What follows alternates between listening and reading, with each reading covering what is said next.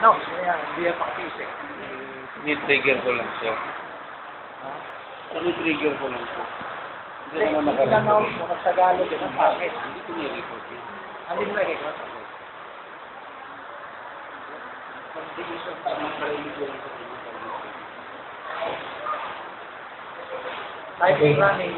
So, I would like to share the topic that Brother Francis was already topic before in the broadcast. The topic is all about the three forms of church government. So,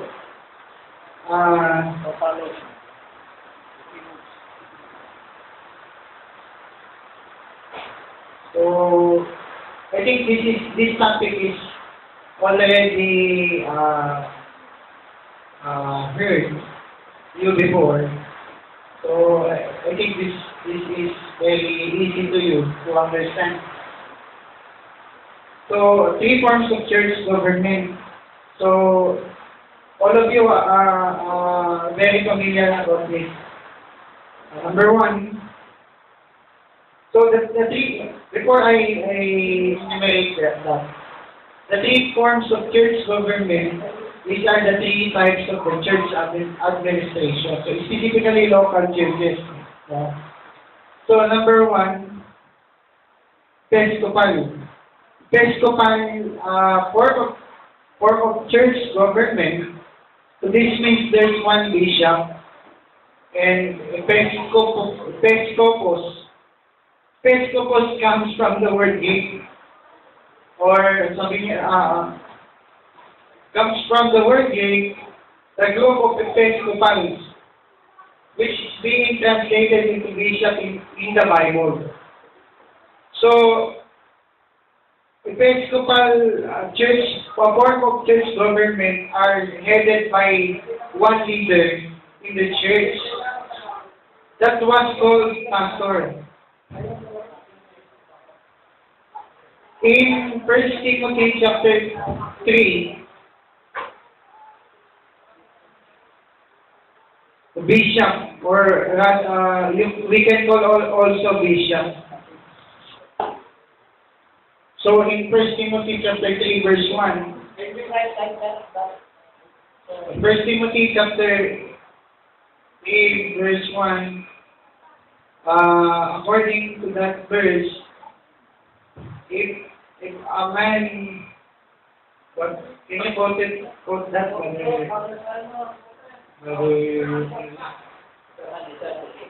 If a man desires to be a bishop, he desires a good work. So bishop, if you read on the following verse below, you could see the word. How can he handle the church? The church, if he cannot handle his own household. So, meaning to say, the bishop, the one who leads the whole church. So that is biblical also. Okay.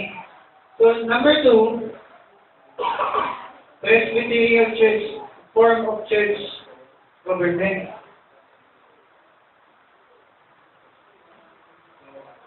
I know that this topic is very familiar to you, all of you, because this topic is already tackled, discussed here. Number two, Presbyterian form of church government. Okay. Then number three is the congregational.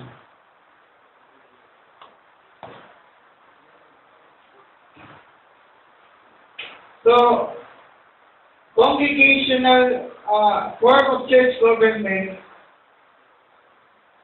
forms the basis of a mature church. It forms the mature government of the church. Why? Because almost everyone is involved in this kind of government of the church. Every member of the church become teachers. Then how those member, how the member become all teachers? They become matured in the word. Matured. In Hebrews chapter 4, Hebrews chapter 5, if you read verse 12, or I think verse 11 or 12, you can open your Bible on Hebrews chapter 5, verse 12 verse. For when ye the time ye ought to be teachers, ye have need that one teach you again, which be the first principle and the oracles of God, and are become such as have need of milk, and not of a strong meat. For everyone that useth milk is unskillful in the word of righteousness, for he is the being. 14, but strong meat belongeth to them that are of old age, even those who by reason of use have their senses exercised to discern good and evil. Yes. So according to the verse, Paul said that everyone should be a teacher. So I think there is no rebuttal on that verse, because it is very explicit that everyone should be a teacher.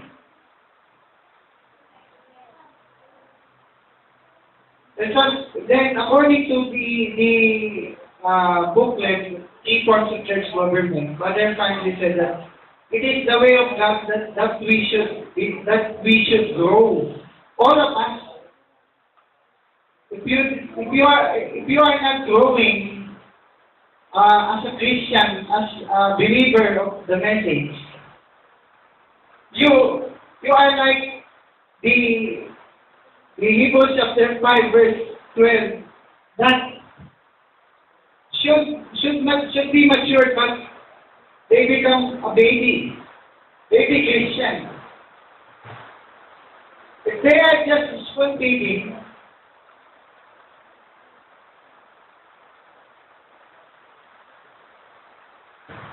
then they are baby Christian.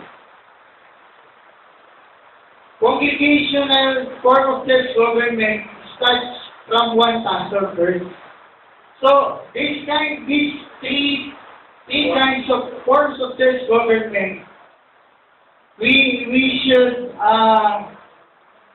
come first of being Episcopalian type of form of government. Then we go to the Presbyterian form of church government. Then lastly, if we are matured already, we should go here like this kind of form of church government. Why? Many other groups said, if you come in the congregational form of church government, you will be confused. Because there are many pastors, there are many leaders. According to them, the member will be confused, because according to them, everyone should speak, everyone should teach, but they are confused, because if you already come in that kind of form of church government, they are all mature. They are not confused of everybody sharing, everybody talking, everybody teaching them each other. Why? Because that is the way of God, that everyone should go in the Word. not forever, the pastor only, and the pastor only is the one who teaches to the church. So everybody should teach the Word of God, everybody talk to the Word of God, everybody should be a teacher, should be. Then, the elders, according to the booklet, congregation starts from one pastor, eventually from one pastor it will develop into some elders. From one pastor, then to the elders, then to the members. God is not talking only to the pastor. I beg to disagree, but other end-time says you cannot, what do you call that? Katagalugin ko ba? You cannot pass, or you cannot surpass your pastor revelation, because you should subject to him every now and then. But always. But God, after Pastor Dominic said, God will direct talk to you. If you have the alien spirit in your heart,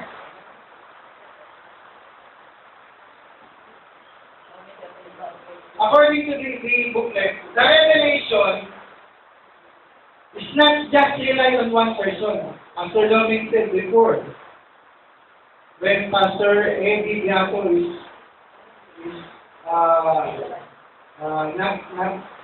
not yet dying, you have fellowship, then someone is uttering the came from God.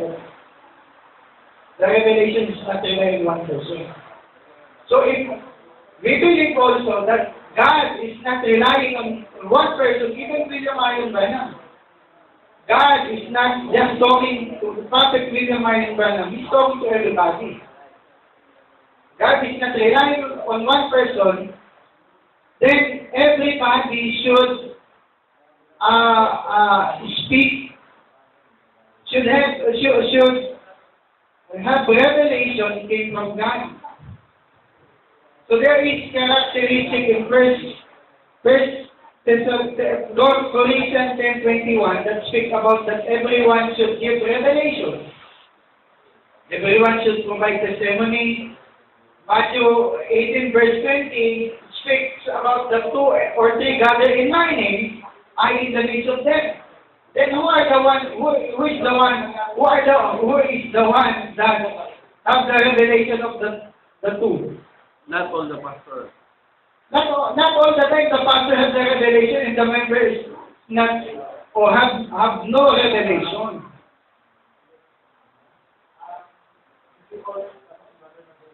So,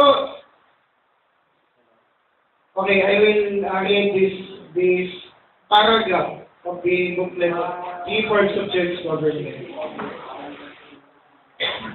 On Philippians chapter 2, verse 1 to 5, according to the verse, this should contribute to the true church of Christ. The true church of Christ, this is the characteristic of the true church of Christ. Number 1, the true church of Christ is open-minded.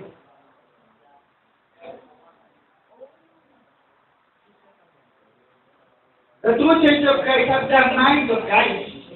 And that is the Berean spirit. If you read of Philippians chapter 2, verse 1, the verse says, let this mind be in you, that is in Christ. What is the mind of Christ? The mind of Christ is He Himself humbled down, even though He has the form of God. He did not commit sin. He should not suffer like that 2,000 years ago. He should not suffer to die.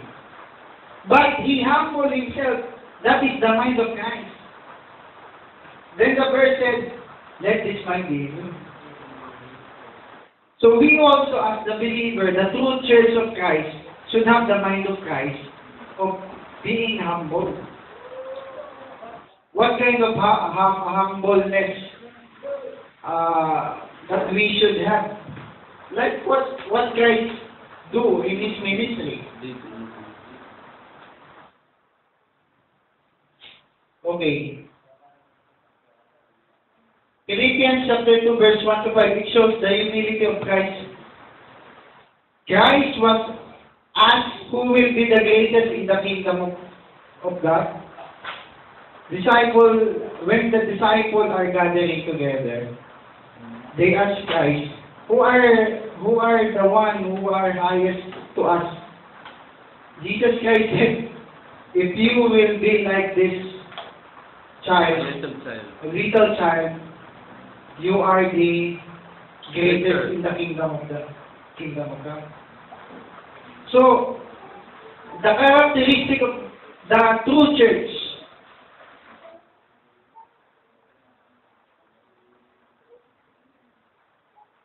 is not just only your character. Of course, character is the very, very important in the church. Very essential. Yes, this is very essential for us, as the Church of Christ. Right. Because being open-minded, Berean Christian is necessary.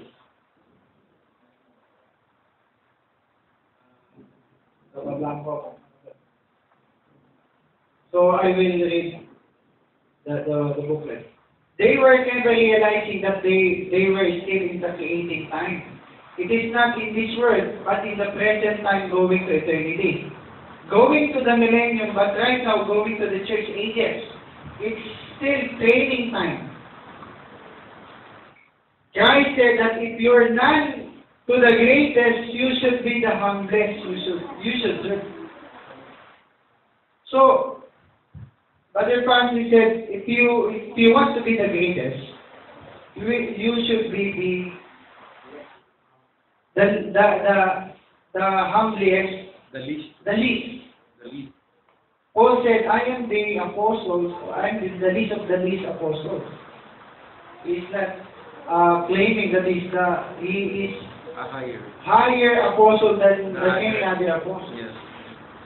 So the true church of Christ has the characteristic of being humble. Humble in what? If you have revelation and I have no revelation like what you have, then I will listen to you. I will not judge your revelation. Instead, I will listen to your revelation. Then if I don't know what you're talking about, then I will go to the scripture and check it by the scripture. So that's all. Thank you. Right, clarification. Ano lang? Hirap mag-English. Teachers. Everyone become a teachers, but the scriptures say that no one to be desired as become a teachers. If all is desired to be a teachers, like for example the little children, and how to reconcile that the same measures of it, the way of teaching, comparing the old and the child. You quoted the verse that everybody. Everyone, there is a statement of the scripture, no one desire to be a Teacher, Christian. because- All. Sinabi. All should not desire to be a teacher. Why? Because Kung lahat magtuturo,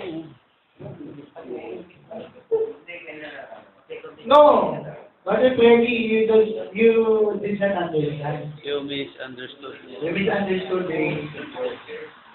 the scripture did not say that we should not be a teacher.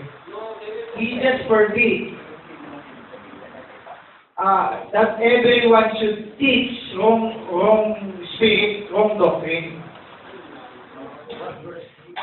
Give the verse, Brother Freddy.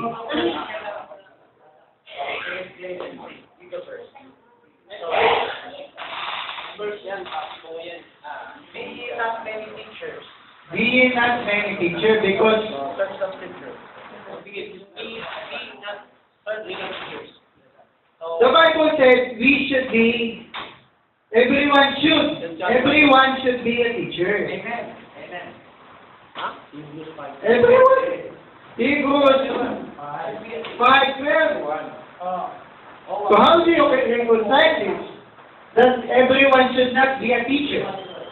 If the verse says that everyone should be a teacher.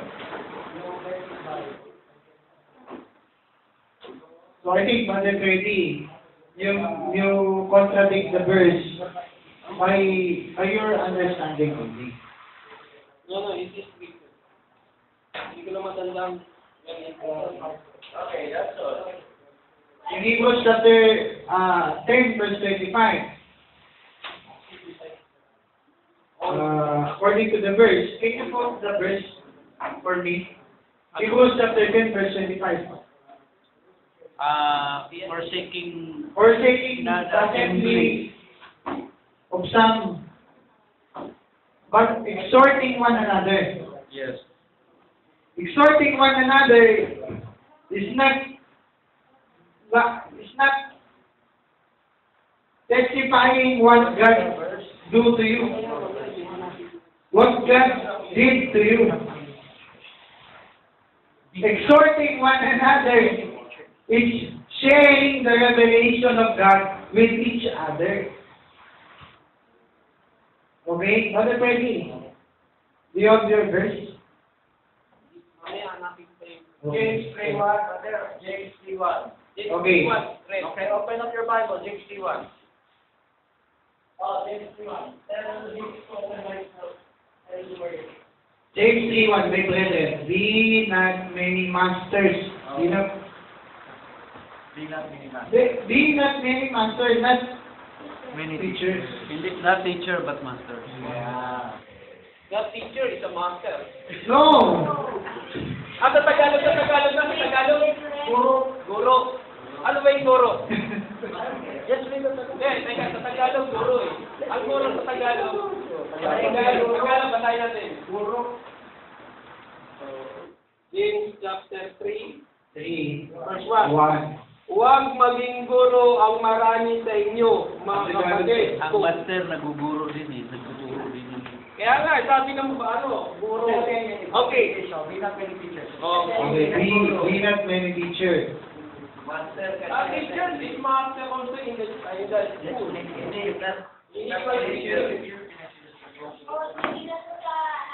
Brother Freddy, Sabi, behold, we put in Brother Freddy, the context of the verse. Sabi niya, for in many things we obey Yes, God. yes. If any man I got you. act and word, this is the thing is a perfect man, and able also of right. If you read the verse talking about the offense. If you read in verse 2, for in many things we offend all, if any man offends not in the word, the same is the perfect man, able also to bridle the whole body. That is actually, That is the character. no. The teacher, the Bible forbid us to be masters. Because some of the believers before, they closed the mind of the people. So James forbid, because during their time, there are many teachers that close the mind of the people. It is a different thing. Okay. Don't mind you.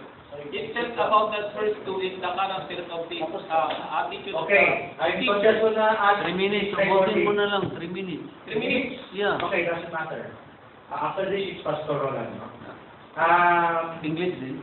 Listen, no, it's Tagalog. Hindi, nagtanong. So, please, focus to this answer. We have only 3 minutes. In Hebrews 5:12, everyone should be teachers. But James 3:1, you must not be many teachers or masters. It's like this. In James chapter 3, he was dealing with Nicolaitan people. Nicolaitan people, their attitude, even in Facebook, we can encounter, they don't want to listen to you. They just want to condemn and judge, like that. As though they're the ones who hold everything correct. They don't give any leeway that you might be correct also. So everything, I want to answer everything that they talk to as though they're the master. Have you encountered those kinds of people? That you can never correct them, but they're the only ones who can correct you. So those are the kinds of people. Not all. So we're talking of this context. Yes. Not everyone can be teachers because Not there are everyone people in the that are congregation. close-minded. Not everyone in the congregation. That I Read the verse, Brother Freddy, read the whole context. Yes. I'm reading about the In verse congregation. 8, James talking about the tongue become deadly poison. Here, in verse 8. So, he forbid to be teachers of being Nicolaitan to the member, close the mind of the member. Yes, because you said that we talk of the government. So if there are Nicolaitan in the congregation, Yes. he should not have any supervising powers.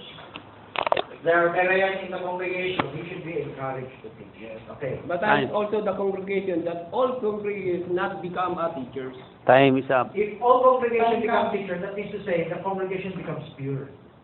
Their heart becomes pure. That is the objective of the Characters. Okay, God bless.